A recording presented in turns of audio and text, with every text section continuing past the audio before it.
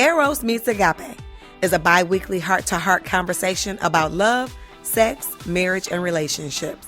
Everyone wants to love and be loved, but everyone does not know how to give and receive the love they both want and need. Intimacy and passion are essential, yet mean nothing if there isn't unconditional and sacrificial love, which is the foundation for any lasting relationship. Dr. Sardia is a licensed marriage and family therapist and minister. Let's listen in as she shares how to create healthier and happier relationships. Hey there, everyone. We are ready for another episode of the Eros Meets Agape podcast. And for this episode, I just want to make certain that you have a listening ear, but as well, if you have a sensitive heart due to the tragedies and loss that have taken place in the U.S.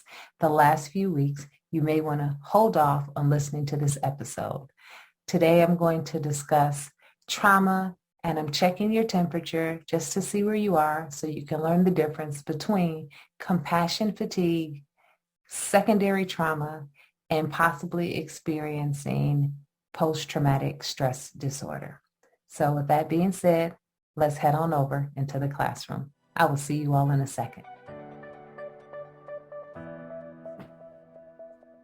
Hey there, guys. It is a very humbling week, should I say, in the United States of America. I'm quite certain that information has been disseminated across the world with the recent tragedies that have taken place in the last few weeks in the U.S., in New York, as well as in Texas, with regard to the loss of life due to mass shooting.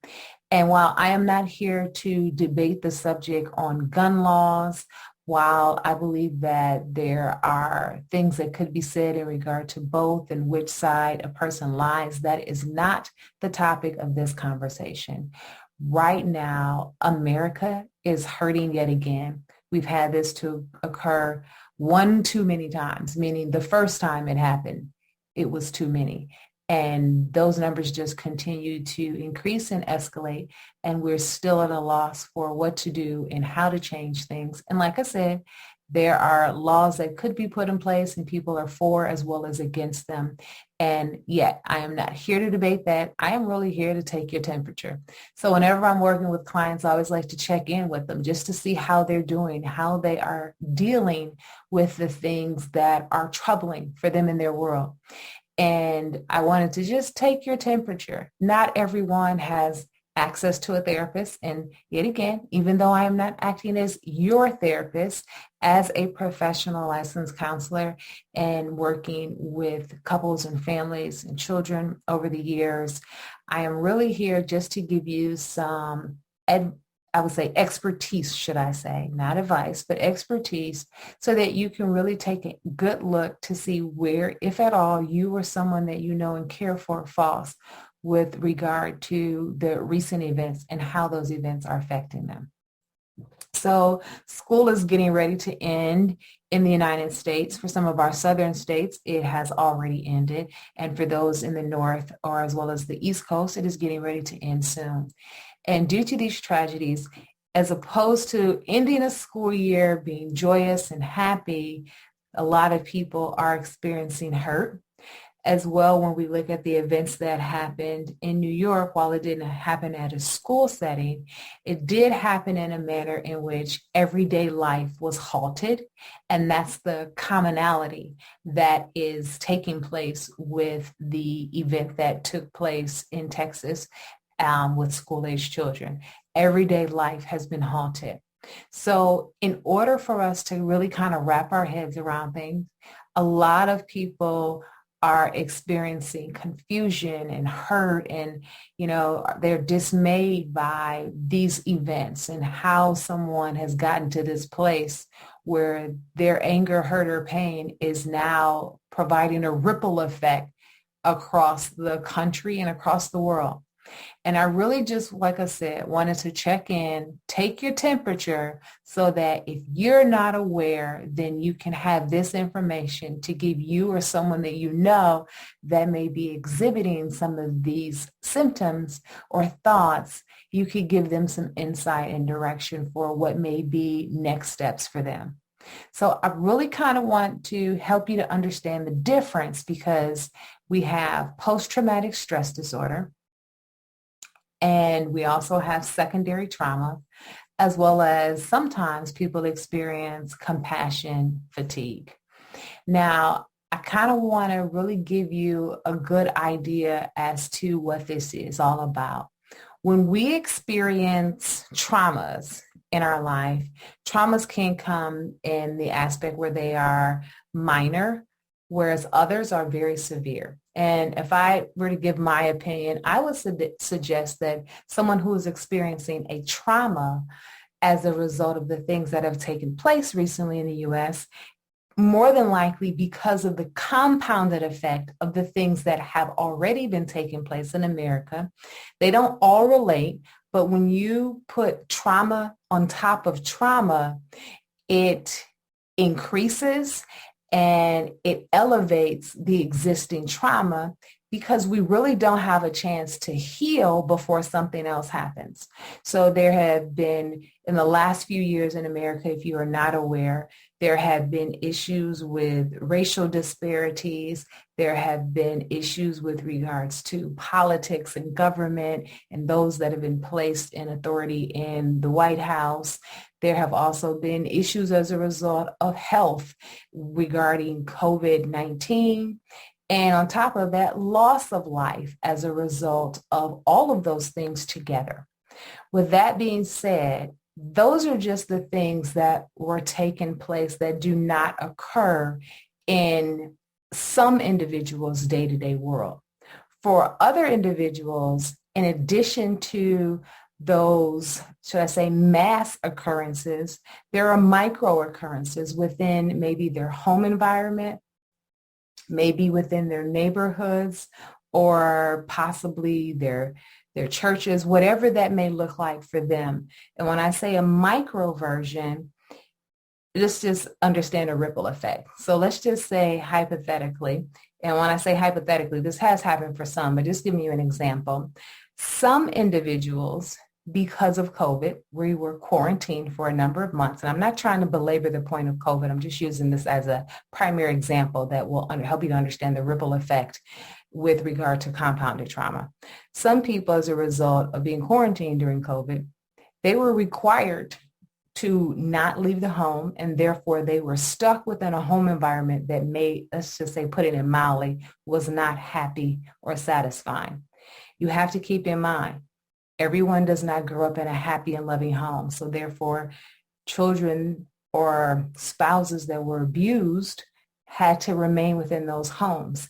And you could only imagine that the tension increased because of the stressors that people were experiencing, and still not knowing how to handle that healthily continued in the dysfunction and the hurt of another individual during that time period. So just using that as an example, things don't have to be that extreme. Sometimes you can just have stressors because a partner, spouse, or parent lost a job, and therefore finances were an issue, and that caused traumas, meaning you may have had to move in with family or have been displaced. Whatever that is, what I'm trying to help you to understand is that when we have trauma that experiences over time, and we have trauma on top of trauma, we generally don't have the opportunity and ability to really be able to heal.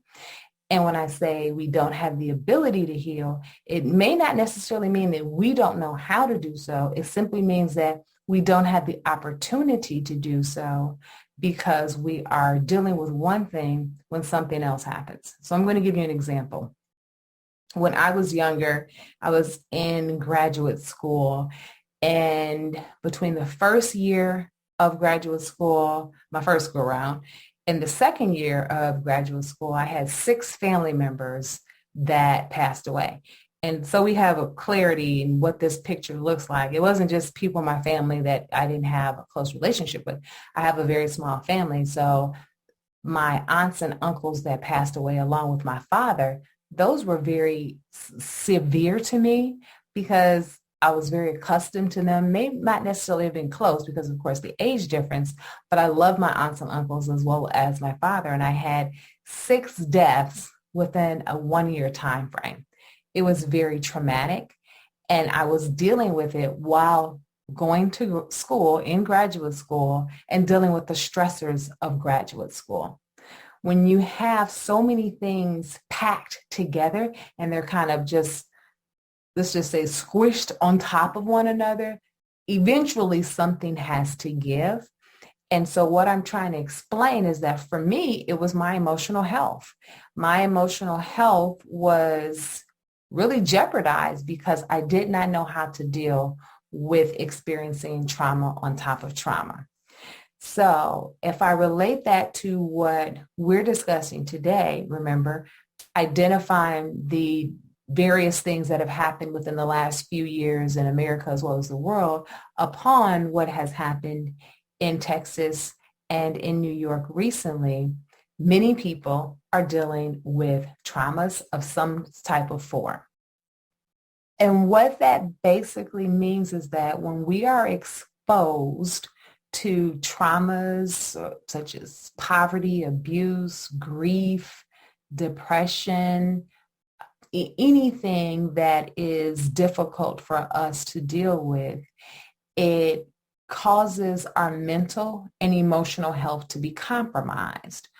On top of that, being exposed to that type of trauma consistently, in a way, it eventually can turn into what we identify as secondary trauma, which causes anxiety, depression, as well as chronic fatigue. So for those of us in the mental health field, we've been dealing a lot with that from our clients, meaning that they are experiencing secondary trauma. I didn't need to experience it from my own experience, meaning a primary trauma, so that we're clear. A primary trauma is something that has directly happened to me, meaning I got into a car accident or I personally lost someone. Whereas a secondary trauma means that it did not directly happen to me. However, I am witnessing it happen to someone I love or someone who is like me or someone who helps me to see myself in them. Therefore, I'm seeing that that could happen to me. So secondary traumas cause us to really experience the trauma in a way in which we feel it is us. Now, if I'm looking at secondary trauma and using a more technical term, you would probably hear that interchange with vicarious trauma. And it's basically harmful to us. And it's harmful because it affects our psyche as well as our belief system. And really a secondary trauma marks the shift in our perspective and the way that we view the world. So if you think about the things that have been happening, that's why so many people are for or against gun laws. And it's because it is affecting their perspective. So if I've had someone close to me to be hurt, harmed, or even killed because of a particular issue, then it is very near and dear to my heart, but it affects the way that I am viewing the world or that situation, because secondarily, I have experienced this trauma because of something that has negatively happened that is impacting my environment or the environment around me. And so when we look at secondary trauma, I want you to be clear that there are common signs that you need to be aware of. So let's take our temperature. If you recognize that you are dealing with some challenging emotions due to a number of recent events that have taken place or that have taken place throughout the past couple of years in the U.S. or across the world, depending on what the issues are and where you are living, you want to be aware of certain common signs of secondary trauma. Now, that would include if you are dreaming about the traumas that took place. So the things that have happened in the U.S., if you are dreaming about possibly sending your kids to school tomorrow, and that is an issue and it is troubling you in your rest, then that is a sign of trauma. I was watching Good Morning America today, and when I was watching, I remember the senior, I'm not going to get her title correctly, but the senior weather person, I'm so sorry to be disrespectful by saying it, but I don't, I think it's the senior meteorologist, but I don't know if that's her exact title. But she identified that she was scared to send her children to school, and she wanted to do everything she could to keep them wrapped around her and for her not to have to go to work, but to keep her eyes on them. I'm not saying that she is experiencing secondary trauma, but it's an indication that something is happening. Now, there are a number of things that could be happening. And right now, the first thing I'm identifying is secondary trauma. And that is a sign of that, as well as two other things that I'll talk about shortly. Another sign, a common sign of secondary trauma, are intrusive thoughts about incidences that have happened that are problematic and troubling to you. So using that same example, that senior meteorologist, she identified that she was just thinking about this constantly, the things that had happened. But additionally, just going on to explain the common signs, additional signs are depression as well as anxiety. Remember, depression is when you are saddened for an extended period of time. You have loss of interest in common activities that previously brought you pleasure. You are isolated. You may be sleeping or eating more or less, depending on how you absorb that type of depression that you experienced. Whereas anxiety, there's a state of worry. In essence, because there are a number of different anxiety disorders, if I just gave you the general idea, anxiety is an excessive amount of worry. And it can be irritability or restlessness. You could be hypervigilant. You could experience fatigue or extreme sweating. But in essence, it is an excessive amount of worry. Also correlates with fear or feeling of impending doom. Sometimes you don't sleep a lot or even eat a lot. You may be trembling, things of that nature. It varies just depending on the person, but in essence, it's the proportion that your stress is reacting to the impact of an event. And there's this inability to put that worry to the side. Okay. So when we look at depression and anxiety, just going back to what we're discussing, it is also a sign of secondary trauma. As well, anger, of course, for what has happened or the injustice or the hurt that has ensued because of what took place. Irritability as well as impatience can also occur. Sometimes people are dealing with feelings of helplessness, not being able to do anything to stop it or prevent things from happening in the future, as well as hopelessness, feeling as if things would never change. And then also there is symptoms such as not being able to really focus or concentrate because, again, your mind is ruminating on what took place, or again, could be ruminating on the hopelessness or the helplessness that one may feel. So those are signs of secondary trauma where whatever has taken place, you were not directly affected by it, by your person or people that you know directly. But because of its massive impact on you, you have absorbed that trauma and it is identified as secondary trauma. And you are struggling, in essence, to deal with what has taken place. Okay. Now, I also identified, in addition to secondary trauma, really looking at the difference between that along with compassion fatigue and post-traumatic stress disorder, which is also known as PTSD. So let's kind of go ahead and walk through PTSD. PTSD would be what we identify as a primary trauma because we directly experienced the traumatic event. We were the individual, whether we were a witness or whether we were in person experiencing the event. That is how we really process the trauma event because we either watched it happen or in some kind of way we were involved in what happened. And in essence, we could honestly say that when we experience PTSD, it is as if our mind is replaying the event over and over in our head and our brain, and we see it over and over again. but the brain is processing it as if it is presently happening or continuing, even though it may have took place some time ago. So it could be a recurrent, involuntary, or intrusive, depressing memories of a traumatic event. It could be something that, maybe it was something that happened to a close friend or a family member of yours. And because of your closeness to them, you are experiencing the trauma as if it were you because of your closeness to them. Okay. To kind of give you an example, if this is not PTSD, but this is the best example I can think of in such a moment. And when we, for instance, with the George Floyd and the many others, Sandra Bland, or, any of the others who have lost their life over the years due to racial disparities with being encountered with police in some way.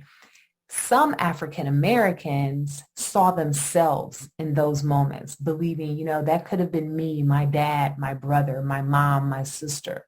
And because of that, they experienced PTSD when, a police car is near them or a police officer comes by. I'm not saying it's PTSD, but that is a way in which if I witness it happening to someone else, then I can ruminate on these thoughts to the place where it is a recurring, distressing dream or thought that I am having in which that was me. Such thoughts are prolonged as well as distressful. And because of this, it adds to the psychological compound with regard to the trauma because you are experiencing it psychologically as well as emotionally. Now, when it becomes to the level of PTSD, in addition to what you may be experiencing mentally and emotionally, behaviorally, you will begin to change and move differently. You may avoid distressing emotions, memories, or the thoughts of an event. Or you may avoid certain locations because it's going to remind you of that event. You may have an avoidance of efforts to avoid these external reminders of the person or of a place. Or you may have the instance where you do everything you can to avoid any effort of identifying with that person, the memory, the thoughts, or the feelings because it's just too much to take on. I remember when I was experiencing all those deaths in my family, it got to a place whereas I literally could clock out emotionally. I was so numb of emotion, of sadness, that I was just blank and numb. And it was my way to deal with the fact that I could not deal with the pain any longer because I was anticipating something else happening. And therefore, I did not have time to deal with the current pain because I knew something else was coming. And therefore, I would just block it off and not feel at all. Totally not healthy because we have to be careful. Some people we know when they're trying to numb their pain, they do unhealthy things such as excessive drinking that can lead to alcoholism, or they may do drugs, or they may become exceptionally promiscuous, putting themselves in harm's way. Okay. So all of these are just things to avoid what it is that we're trying to process and deal with that is not working for us currently. Okay. And I know this is a lot to kind of take in, but remember, I'm taking your temperature, helping you to get some semblance of understanding as to how do I separate feelings of sadness or maybe even a little bit of worry with that of PTSD or that of secondary trauma or compassion fatigue, which I'll get into shortly. But going back, making my last point with regard to PTSD. PTSD can be acute, which means it is short term, or it can be persistent, means that it continues over an extended amount of time. So some people have PTSD and they experience it for years. And, one common sign or symptom, especially if it's long-term, is that people still experience a startledness with regard to the issue where they have PTSD. So if maybe you're involved in an area such as a shooting, then certain sounds are distressing. So for instance, 4th of July holiday in the U.S. is coming up. And I love this concept because it is very humbling as well as thoughtful of another person. But those that have had traumas due to shootings or being veterans of war, they will have signs around their house that will say, please, no fireworks near this residence. Why? It's not because they don't like or want to celebrate. It's because the sound of the fireworks going off is a reminder that triggers them, makes them hypervigilant. It is going to put them in an exaggerated startle response, taking them back to the day where the gunfire was happening. And it puts them back in that moment because PTSD, when we experience that, our brain does not know the difference between us being in the moment and us recalling the moment because it only knows to pull the emotions that were associated with that moment. So your brain doesn't know, oh, this isn't happening right now. I'm just recalling it. It only knows to pair the memory with the emotion, and thus that puts the individual in that heightened state of emotions. So when I became aware that fireworks around someone who had experienced mass shootings in some type of way was unsettling to them and alarming to them, it was a way to remind me there are other ways and things that we could do to celebrate that may not cause an issue for someone else that may still be hurting and dealing with some healing. And the last thing is with regard to compassion fatigue, because we may not really be in a place whereas we are experiencing trauma or PTSD, but it does not mean we don't have emotions about what is happening. And especially when you have such events happen multiple times, it can cause an individual to develop compassion fatigue. And in essence, it just means that you experience sadness and grief for things that really are dissettling and just not something that would bring any form of joy, but is dissettling because of the hurt that has been, ensued upon another individual.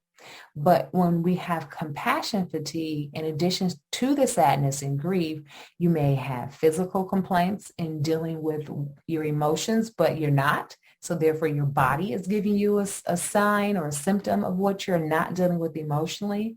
You could have an increased psychological arousal where you're kind of on edge. Some people have nightmares because what they're not addressing, while they're awake, it actually becomes active in their sleep. You may have a reduced ability to feel empathy towards people.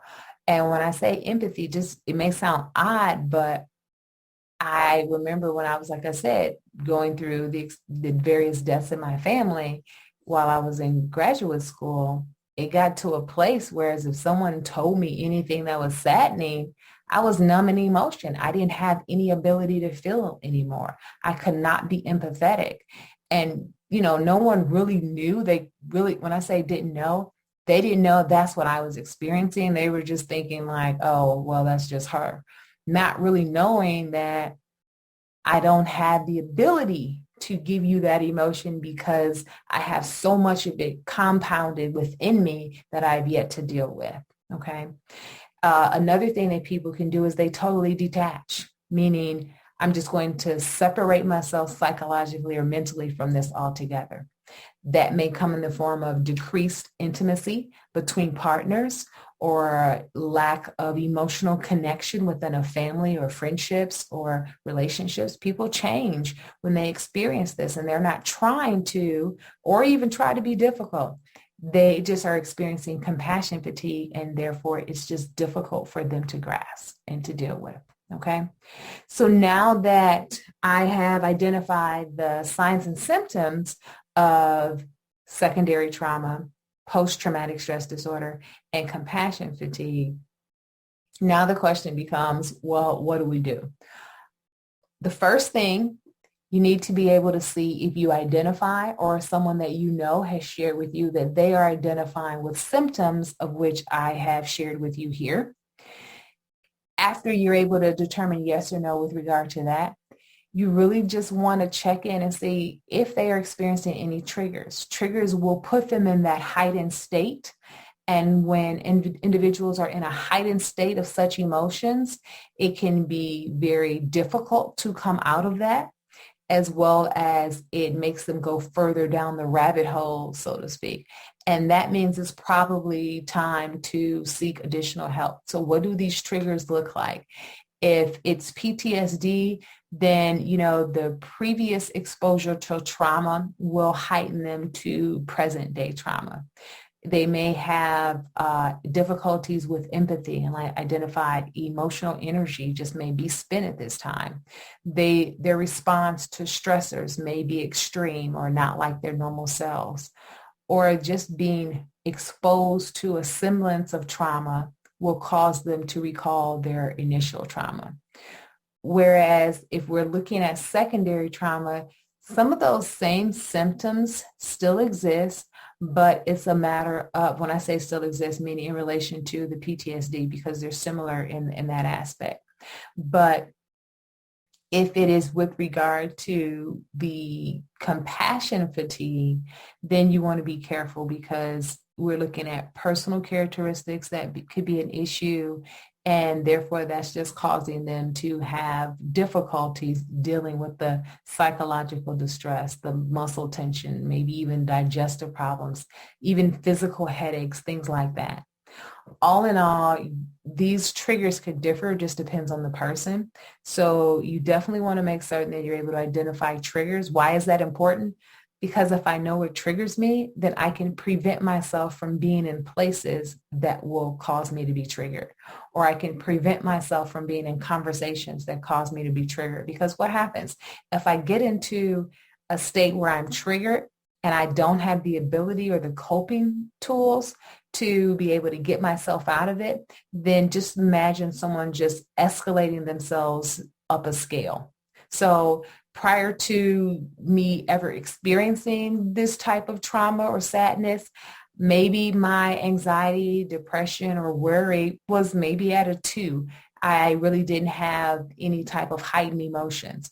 But now I experienced this negative, compelling event, and now I have developed some form of either secondary trauma, compassion fatigue, or PTSD. And now when I get triggered, I move up this scale, whereas let's just say it's a scale of 1 to 10, with 1 being the lowest and 10 being the highest. Then as I move up this scale, if I don't have the ability to stop myself, then I'll get to 10. And what happens when I get to the extreme? We want to be careful, because it could be negative with regard to impacting ourselves or others. And we want to keep ourselves as well as others safe. So we have to develop safety mechanisms that will allow us to be able to stop ourselves from escalating up that scale. And we want to be able to figure out, how do we do that? Well, the first thing we must do is to identify the triggers, and then to use healthy coping skills that will allow us to self-regulate our emotions, which means that I am able to temper my emotions as well as my thoughts. When our thoughts are not clear and focused, then that's when the anxiety will increase or the depression will increase, and we are in a way not fully in control. So you definitely want to make certain that you are able to identify the triggers.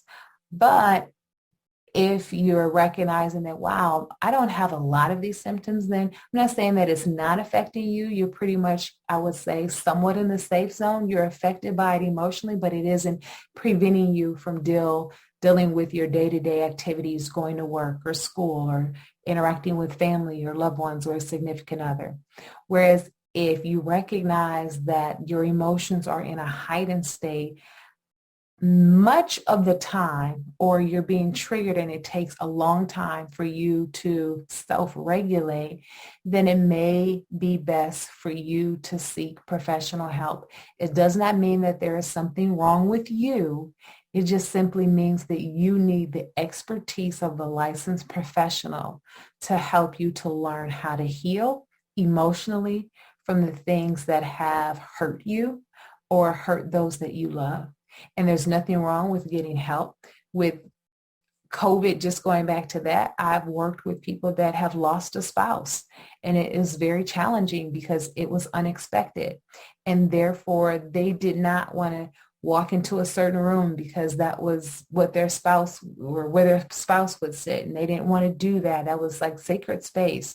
So helping them to deal with that. They didn't have the tools for that. Why? That wasn't their skill set or their gifting. So because it's mine, then as your therapist can give you all of the tools and resources that they know of and tailor it specifically for you so that you can heal. When my dad passed away, I needed someone.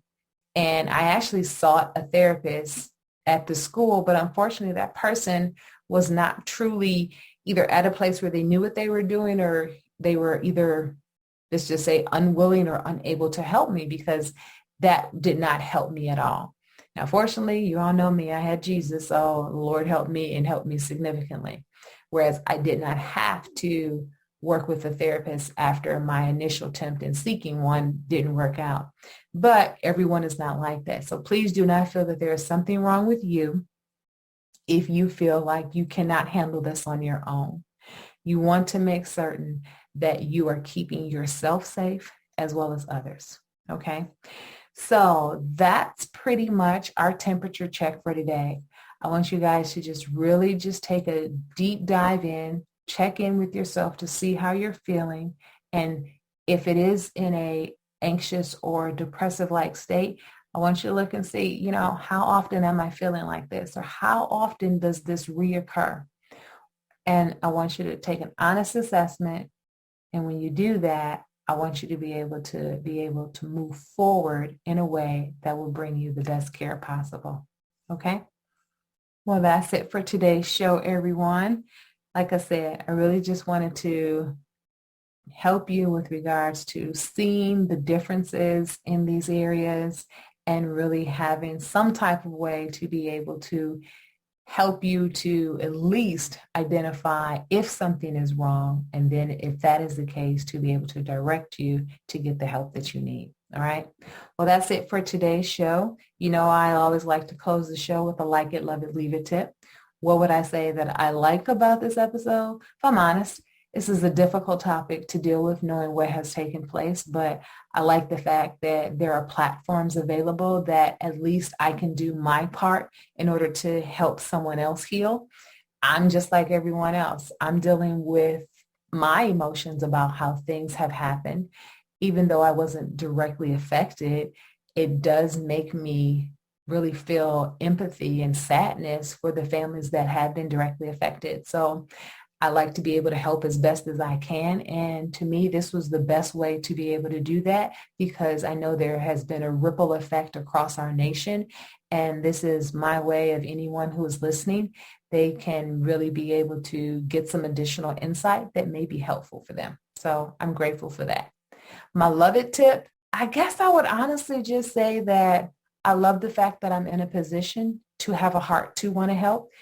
What I'm doing is not much by any means, but I love the fact that I really am able to do what I can and when I can. And I just pray that the Lord blesses that to be a blessing to someone else. What is my leave it tip? I think that one is the easiest of everything today. And I would say you gotta get to a place where the negativity and the hurt and the pain from what has happened to us by other people, that it does not move forward with us in our day-to-day world or in our tomorrows. We have to leave it behind, not as in avoiding it, but as in not allowing such weight to move forward with us, because it will only drag us down. But if something is troubling and hurting, then we can't take it upon ourselves to put that hurt towards other people. I know that that is a mind that is probably, just being honest, either just demon possessed or totally gone. And either way, it's the same thing. But in essence, we have to leave such hurt and pain that has affected us. We have to leave it in our past, but we must heal with it. We must deal with it, but we got to leave it in our past because we can't give it the authority that it is trying to take over us. We cannot give that away. We must keep our power. We must keep our authority because we have great things that are waiting for us in our futures, but we won't get there if we're taking additional weight with us. So with that being said, leave everything that is not working for you in the past so that you have room to carry everything that is designed for you in your future that is bright. Okay. All right. So last thing before I close out the show, if at any time you recognize that you need treatment and you need to find a provider, please check out these few resources, which are therapyforblackgirls.com, as well as cliniciansofcolor.org and psychologytoday.com. All right. And then, of course, if you're a Christian and you need prayer, or if you're not a Christian and you just want someone to pray for you because you're at a loss right now and you're questioning things, then I want you to call this 1-800 toll-free number, which is 1-800-541-PRAY. And pray is spelled P-R-A-Y. So again, that's 1-800-541-PRAY, and that's basically 1-800-541-7729. All right. Well, that's it for today's show, everyone.